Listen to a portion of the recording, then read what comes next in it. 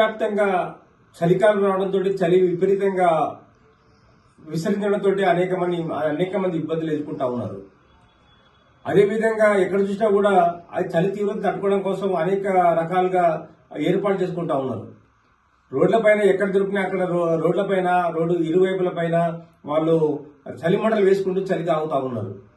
ఇదే కోణంలో మరి వ్యాపారస్తులు, విద్యార్థులు, ఉపాధ్యాయులు అటు అన్ని రంగాల్లో ఉన్న వాళ్ళు కూడా మరి చలిని తట్టుకోవడం కోసం మరి అనేక ఉపాయాలు చేసుకుంటున్నప్పటికీ కొంతమందికి మాత్రం ఈ చలిని తట్టుకోలేక బయటకు రాకపోవడంతో అటు ఆటో డ్రైవర్లు కానీ ఆటోలు కానీ ఎవరు కూడా ఎక్కపోవడంతో కొంతమంది మరి ఆటో డ్రైవర్లు కూడా కొన్ని ఇబ్బందులు ఎదుర్కొంటా ఉన్నారు.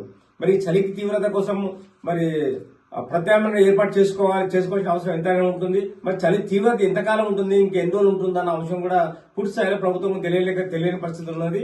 మరి ఇప్పుడు జనవరి వచ్చేసింది. జనవరి తర్వాత మరి ఎప్పటి వరకు ఈ చలి ఉంటుందన్న విషయం కూడా తెలియలేదు. ఇప్పటికే చలి విపరీతంగా ఉండడంతో అందరూ ఇబ్బందులు ఎదుర్కొంటా ఉన్నారు. ఇది ఇక్కడ తాజా పరిస్థితి. చలి చాలా తీవ్రతగా ఉన్నది. ఇంతవరకు ఎండ వెళ్ళినా కానీ చలి మాత్రం వెళ్ళట్లేదు. చలి బాగున్నది. చలి బాగుంది. 2 రోజులు చలి బాగున్నది.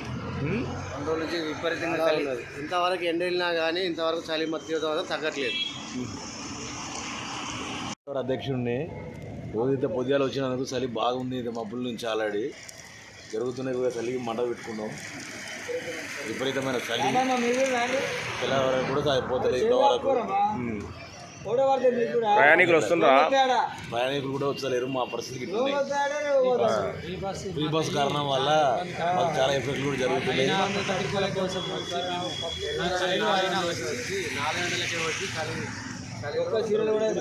చలి